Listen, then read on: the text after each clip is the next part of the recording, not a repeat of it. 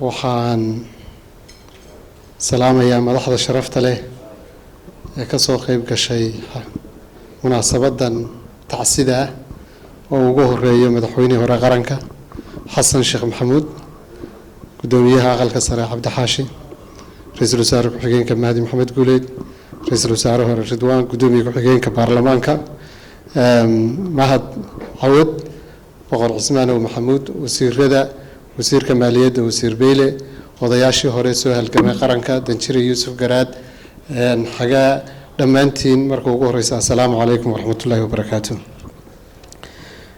waxaa aynu u joognaa tacsida faarax wacays dhulle, inaa lilaahi wa inaa ilayhi raajicuun.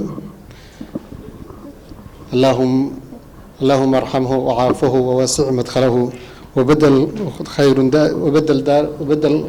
داره دار الخير وأهله وأهل الخير. إلهي هو نحرسته، إلهي نحرستي جنها كورابيو. runtii maanta waxaan ka furan duco iyo naxariis inaynu ilaahay u weydiino. waxaanu ahayn ardaydii ku barbaartay markii uu faarax wacays ahaa wasiirka iyo mas-uulka qaran. wuxuu ku jiraa markaa xusuusta